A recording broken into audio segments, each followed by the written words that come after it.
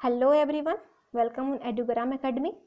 आज से हम देखेंगे कंप्यूटर फंडामेंटल के बारे में। ठीक है, जैसा कि हम सभी जानते हैं आज के दौर में कंप्यूटर के बारे में जानना बहुत ज़रूरी होता है क्योंकि सारा कुछ कंप्यूटर पर डिपेंडेंट हो गया है। ठीक है, तो जैसे इवन कम्पिटिटिव एग्जाम जो होते हैं उसमें भी कंप्यूटर के बारे में बेसिक्स पूछते हैं कि कंप्यूटर में इनपुट कैसे होता है, प्रोसेसिंग कैसे होता है, आउटपुट कैसे दिखाता है, इवन आउटपुट डिवाइस क्या है, इनपुट डिवाइस कौन से होते हैं, वो सारा कुछ हम धीरे धीरे इस लेक्चर के थ्रू पढ़ते जाएंगे आगे। ठीक है, तो आज से मैं स्टार्ट करते हैं। तो ये हमारे कलीग्स हो गए और यहाँ हमारा यूट्यूब चैनल है और ये हमारा एप्लीकेशन है एडुग्राम एकेडमी नाम से गूगल पे।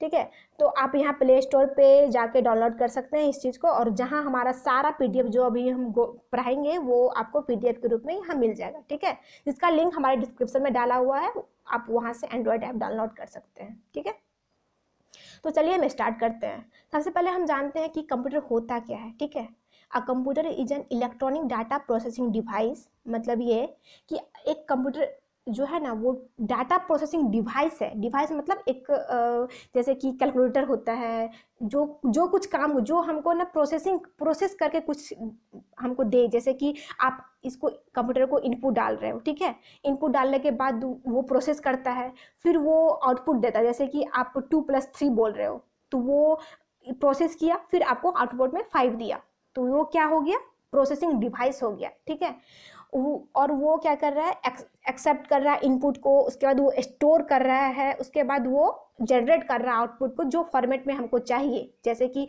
आप 2+3 डाल रहे हो तो वो किस लैंग्वेज में डाल रहे हो, हाई लेवल लैंग्वेज में। ठीक है, वो सब कुछ हम आगे पढ़ेंगे, अभी आप बस ओवरव्यू जाइए। ठीक है, वो हाई लेवल लैंग्वेज है। उसके बाद अब जब आउटपुट डाला दिया वो कंप्यूटर, वो 5 दिया, वो भी क्या हुआ, हाई लेवल लैंग्वेज में हुआ। ठीक है, और यहाँ एक चीज़ लिखा हुआ है इलेक्ट्रॉनिक। इलेक्ट्रॉनिक मतलब ये होता है कि देखिए कोई ऐसा डिवाइस जो कि जो पावर ज़्यादा ले, ठीक है, और प्लस वो कुछ प्रोसेस करे। जैसे हमारा फैन और हमारा बल्ब, ये इलेक्ट्रॉनिक डिवाइस नहीं है, ये इलेक्ट्रिकल डिवाइस है। ठीक है, मतलब वो कुछ प्रोसेस नहीं करता। आप बटन दबाते हो, वो फैन चलता है, कोई प्रोसेसिंग नहीं हुआ। लेकिन आप एग्जांपल ले रहे हो, washing machine, AC, computer, mobile, ये सब प्रोसेस किया। मतलब आप जो भी इनपुट डाल रहे हो वो प्रोसेस करके आउटपुट डाला दिया हम सबको, तो वो एक इलेक्ट्रॉनिक डिवाइस है। ठीक है, तो चलिए नेक्स्ट पे चलते हैं। ये हमारा कंप्यूटर है, हार्डवेयर है, मॉनिटर कहते हैं ये। और उसके बाद ये हमारा कीबोर्ड है, ये हमारा प्रिंटर है, और ये सीपीयू है। सीपीयू मतलब इसका फुल फॉर्म क्या होता है, सेंट्रल प्रोसेसिंग यूनिट। ठीक है, तो ये कीबोर्ड से हम इनपुट डालते हैं और ये मॉनिटर पे हमारा आउटपुट दिखाता है। ठीक है, और ये पहले जो हम इनपुट डाले वो सीपीयू के द्वारा यहाँ प्रोसेसिंग हुआ। मतलब जब हम 2+3 डाले तो ये प्रोसेस किया कि अच्छा 2+3 = 5 होगा, तो उसके बाद ये मॉनिटर पे यहाँ 5 के रूप में दिखा दिया। ठीक है, ऐसे ही हमारा बहुत सारे कंपोनेंट होते हैं, धीरे धीरे हम सब पढ़ेंगे। ठीक है, नेक्स्ट स्लाइड पे चलते हैं कि हम कंप्यूटर के फंक्शन के बारे में जानेंगे। ठीक है, वो कैसे काम करता है, कैसे स्टेप बाय स्टेप काम करता है। ठीक है, तो पहले हम कंप्यूटर को इनपुट डालते हैं। जैसे भी अभी एग्जाम्पल लिए थे कि 2+3 डाले, इनपुट डाले, उसके बाद वो स्टोर किया। ठीक है, सेकेंड स्टेप में स्टोर किया, थर्ड स्टेप में फिर वो क्या किया, प्रोसेस किया कि 2+3 क्या होगा, आखिर वो सोचेगा अच्छा ये 5 होगा।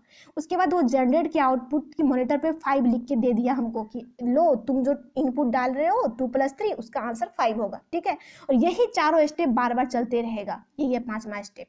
आप ये सारा कुछ पीडीएफ में है, सब कुछ आप वहाँ से डाउनलोड करके रख लीजिएगा, अभी यहाँ समझते रहिए। ठीक है, तो नेक्स्ट स्टेप पे चलते हैं। यहाँ क्या है, एडवांटेज ऑफ कंप्यूटर। मतलब कंप्यूटर से हमें क्या क्या एडवांटेज हुआ, आज के दुनिया में क्या क्या एडवांटेज लिए हम। ठीक है, सबसे पहला एडवांटेज है इसका हाई स्पीड। मतलब स्पीड बहुत हाई होता है, मतलब फास्ट डिवाइस है। ठीक है, उसके बाद ये बहुत बड़े अमाउंट ऑफ डाटा को बहुत आसानी रूप से, बहुत जल्दी ये हमको कैलकुलेट करके दे देता है। ठीक है, उसके बाद इवन ये कितने सेकंड में देता है, तो ये माइक्रो सेकंड मतलब बोले तो 10⁻⁻⁶, मतलब 1/10⁻⁶। मतलब ये कि सेकंड का 10⁻⁶वां भाग में वो दे देता है हमको, नैनो सेकंड 10⁻⁹।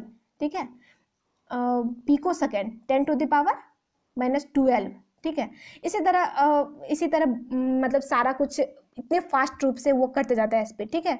उसके बाद हम नेक्स्ट पे चलते हैं, तो नेक्स्ट पॉइंट क्या कह रहा है कि ये मिलियंस ऑफ कैलकुलेशन बहुत कुछ ही समय में पूरा कर लेता है। मतलब ये कि अगर हमें बहुत सारे कैलकुलेशन दिया गया, ठीक है, तो हम उस टास्क को पूरा करने में हो सकता है बहुत सारे महीने लग जाए, ठीक है, या हो सकता है ईयर्स भी लग जाए, कुछ भी हो सकता है, लेकिन ये कुछ ही सेकंड में पूरा करके हमें दे देता है, ठीक है। चलिए नेक्स्ट पॉइंट पे चलते हैं। एक्यूरेसी। एक्यूरेसी मतलब होता है कि शुद्धता, मतलब वो कितना शुद्ध रूप से हमें कैलकुलेट करके दे रहा है, ठीक है।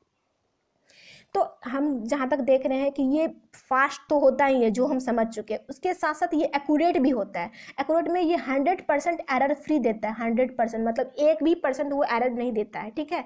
अगर मान के चलिए हमें दे दिया जाए कि 6.534 इंटू 7.34 क्या होगा, हो सकता है हमें गलती हो जाए, लेकिन कंप्यूटर कभी गलती नहीं करेगा, ठीक है। नेक्स्ट स्टेप पे चलते हैं। इसका थर्ड एडवांटेज है स्टोरेज कैपेबिलिटी। मतलब ये कि अगर सोचिए कि मोबाइल में हम फोटोज़ लेते हैं, वीडियोज़ रहता है, टेक्स्टेज रहते हैं, गाना रहता है, बहुत कुछ रहता है, तो हम स्टोर करके रख सकते हैं उसको। अगर सोचिए वो स्टोर ना हो तो कितना प्रॉब्लम होगा, मतलब सारा कुछ को कॉपी पेन जो पेज होता है उस पर निकाल के रखना पड़ेगा। मतलब सोच ही नहीं सकते कि अगर स्टोर नहीं रखेगा तो कौन कैसे होगा, सोचिए। तो इसका सबसे बड़ा एक तरह से बोलिए एडवांटेज हो गया स्टोरेज कैपेबिलिटी, ठीक है।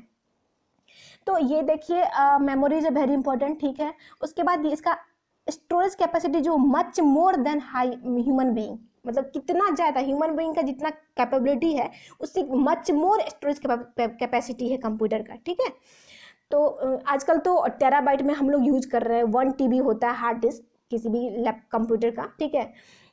It can store large amount of data, हाँ समझ चुके हैं, इमेज रख सकता है, वीडियो, टेक्स्ट, ऑडियो, कुछ भी रख सकता है, कितना भी अमाउंट में आप डाल दो वो रख सकता है, ठीक है।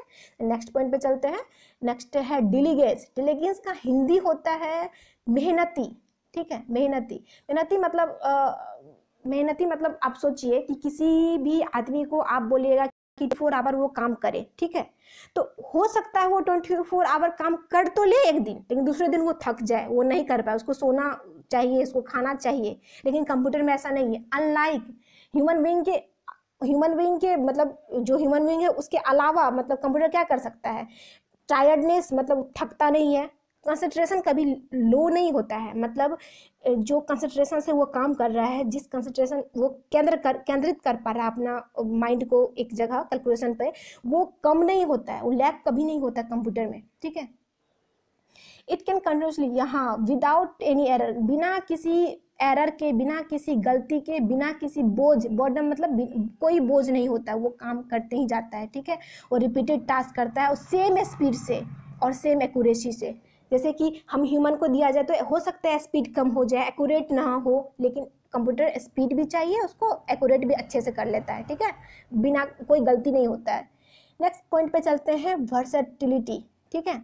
वर्सेटिलिटी मतलब होता है बहुमुखी। इसका हिंदी बोले तो बहुमुखी, मतलब ये कि कोई भी कंप्यूटर एक समय पे कितना काम कर सकता है। जैसे कि अगर कोई इंसान को काम करने दिया जाए कि भाई 5 काम तुम एक साथ करो, तो हो सकता है वो 5 काम तो कर ले, लेकिन किसी एक काम में पक्का उसको गलती हो, एक्यूरेट ना कर पाए। लेकिन कंप्यूटर क्या है ना, वो हर एक काम को 5 काम अगर बोला जाए तो वो 5 काम एक्यूरेट वे में करेगा, ठीक है। अगर आप प्रोग्रामिंग कर रहे हो तो हो सकता है आपको मन करे कि फोटो हम देखें, फोटो भी देख सकते हो, मन करेगा आपको गाना भी सुने, गाना भी सुन सकते हो, मन करेगा आपको गेम भी देखे, ठीक है, तो गेम भी चला के मतलब गेम भी चलाए वो भी कर सकते हो, गाना भी सुन रहे हो, सब कुछ मतलब वर्सेटाइल, बहुत सारे काम एक साथ तुम एट अ टाइम एक समय पर कर सकते हो, ठीक है। तो नेक्स्ट पॉइंट पे चलते हैं। नेक्स्ट पॉइंट है रिलिएबिलिटी, ठीक है। इसका मतलब होता है कि विश्वसनीय, मतलब क्या कहेंगे उसको इंग्लिश में, ट्रस्टवर्दी, ठीक है।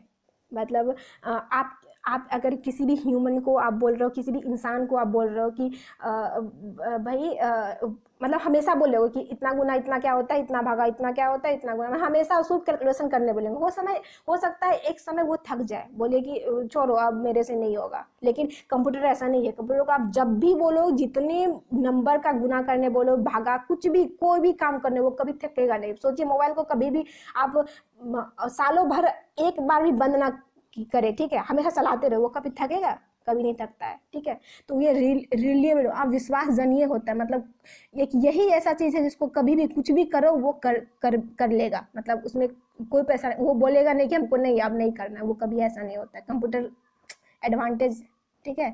कंप्यूटर आर्ट डिजाइन, हाँ, और उसका डिज़ाइन ऐसा होता है कंप्यूटर का कि आपका मेंटेनेंस भी बहुत इजी वे में, जैसे कि कंप्यूटर में बहुत सारे कंपोनेंट होते हैं, अंदर में बहुत सारे कंपोनेंट होते हैं, बहुत सारे गेट होते हैं, लॉजिक गेट होते हैं, बहुत कुछ होते हैं अंदर में, और हम लोग को उतना कुछ पता नहीं होता, लेकिन सीख जाते हैं पूरा कंप्यूटर चलाने को।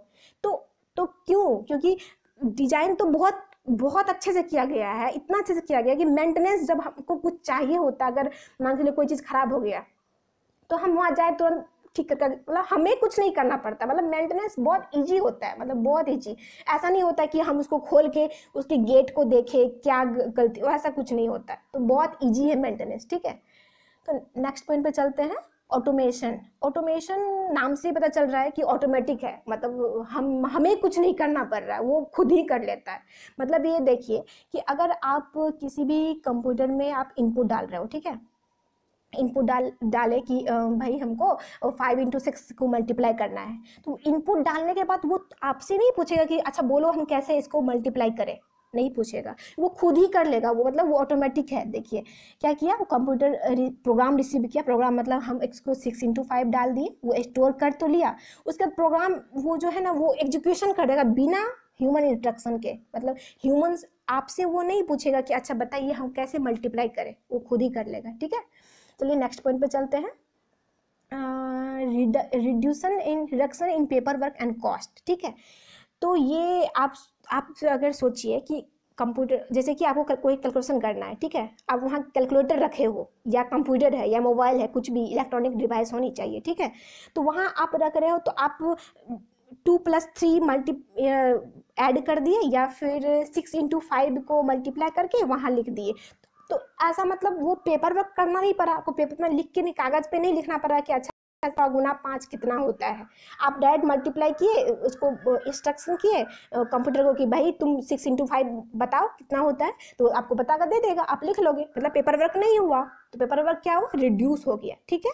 अब कॉस्ट का बात करते हैं। यहाँ क्या है कि कॉस्ट, हाँ, मतलब कंप्यूटर को जब आप ला रहे हो घर में, तो कंप्यूटर चाहिए, मतलब मॉनिटर चाहिए, आपको सीपीयू चाहिए, आपको प्रिंटर चाहिए, हो सके तो नहीं भी लीजिएगा तो काम चलेगा, और आपको एक कीबोर्ड चाहिए, ठीक है।